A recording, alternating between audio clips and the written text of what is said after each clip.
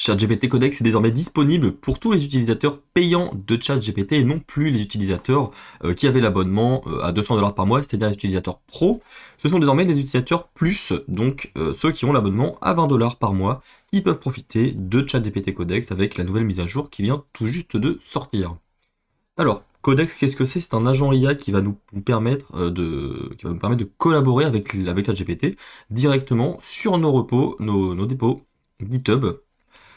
Il va pouvoir faire des pull requests, analyser le code et nous trouver des bugs, expliquer la code base à un débutant, comme là vous pouvez le voir, on va regarder ces tâches juste après. Si on va un petit peu sur la documentation Codex, on nous dit qu'effectivement on délègue les tâches d'un développeur à un agent dans le cloud. C'est super, notre métier est sur le point de drastiquement changer, alors on va voir ce qu'il en est bien sûr. Donc là on nous dit comment connecter GitHub, comment soumettre des tâches à Codex, la configuration de l'environnement, on va voir tout ça ensemble. Moi je n'ai pas configuré de fichier agent.md, mais on a la possibilité de créer un fichier agent.md, donc un markdown, directement au sein de son dépôt GitHub pour pouvoir indiquer des instructions à l'agent, savoir par exemple ici comment, où est le plan de la CI, comment tester le projet, donc en lançant la commande npm turbo run test, etc., etc.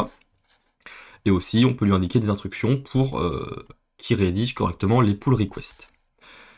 On a la possibilité d'autoriser ou non l'accès à Internet à l'agent. De base, l'agent va juste travailler dans notre dépôt en mode sécurisé, c'est-à-dire sans aller chercher des informations sur Internet. Et ça, c'est bien écrit, ça nous expose forcément à des problèmes d'environnement, de sécurité. Moi, je ne l'ai pas activé, même si de toute façon ma librairie est open source, celle que l'on va tester. Mais c'est pas grave. Et on a accès à un tool en CLI, donc avec la possibilité d'aller voir le code source juste ici, OpenAI Codex. Voilà, ça nous permet de lancer l'agent en mode commande, comme ceci.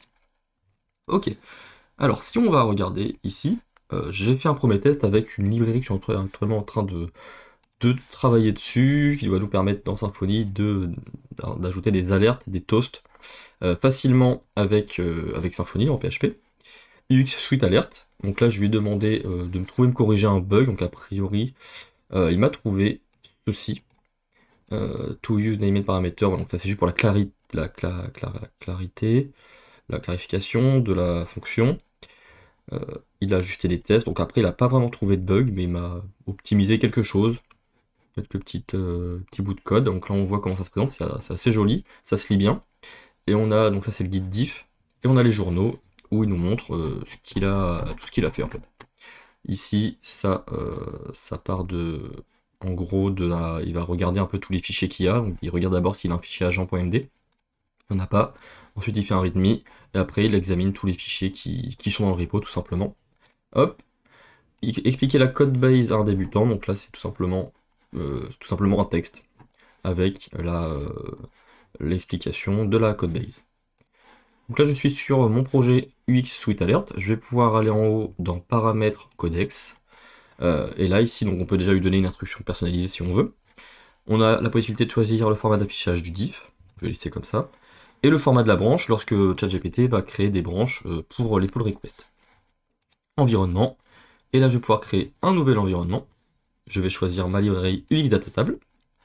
Description, je n'ai pas besoin d'en donner. Image du conteneur universal, donc là il n'y a pas encore d'autres possibilités. Et les packages préinstallés, malheureusement on n'a pas PHP, donc on ne peut pas tester l'environnement directement avec Codex. Mais il y a quand même déjà pas mal de langages de supporter, les plus populaires notamment. Et je vais créer mon environnement, et bien entendu je n'active pas Internet. Quoique dans mon cas je pourrais le faire. Mais on va rester comme ça, parce que je n'ai pas encore testé. On va créer l'environnement. Ok. Je vais cliquer sur utiliser ceci. Et voilà. Donc là, je suis normalement sur UX Data Tables. Je vais sur environnement.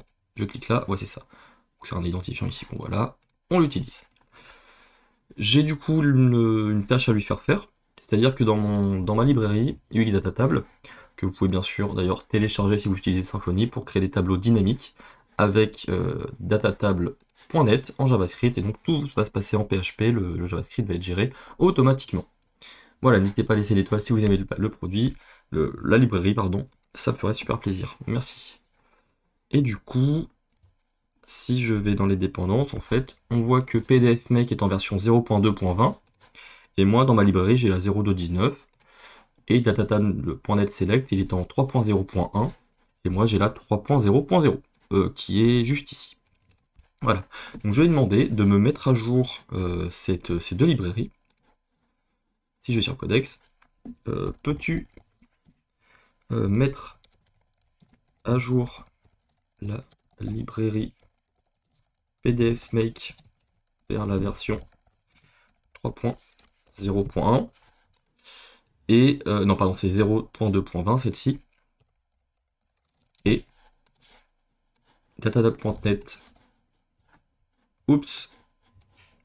datatab.net-select, alors DT en donc cette fois-ci 3.0.1, ainsi que, alors on va donner un maximum de précision, BS5, puisque datatable.net, on a là en fait la librairie pour la feuille pour le CSS de base, la feuille de style de base, et on a pour Bootstrap 5. J'ai perdu ma librairie juste ici, voilà, Bootstrap 5 juste ici. Je vais lui demander alors mode rapide dans le cas intelligent n'utilise pas le code, donc moi je veux plutôt qu'il fasse du code. La branche, est-ce que... Non, ok, choisi, donc on part de la branche main. On va lui demander du coup d'exécuter cette tâche. Ça devrait prendre quelques secondes pour qu'il la lance, voilà. Hop, je clique dessus. Et là maintenant on a la possibilité de regarder en temps réel ce que l'IA va faire. Donc il démarre d'abord un conteneur. On voit ici en haut à droite aussi que la tâche est en cours d'exécution. Téléchargement du référentiel. Ok, bon, c'est en cours. Ah mince, pardon. Hop, voilà. Ça travaille.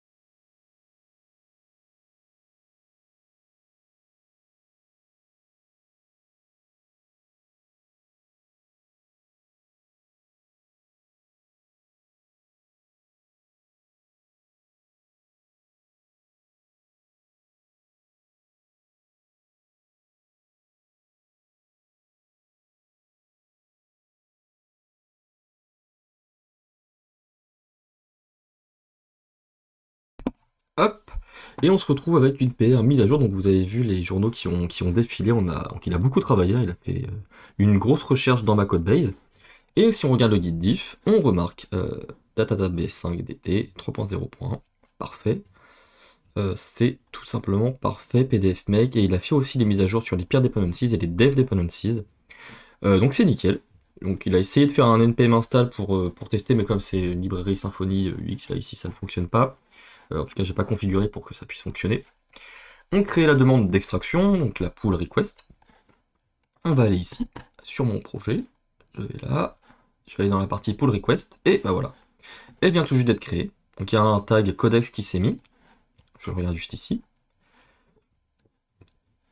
Il y a des caractères qui sont pas... Oui, parce qu'il doit mettre des accents, je ne sais quoi. Qui sont pas beaux dans la branche. Voilà, il y a le A apostrophe, le A avec un accent.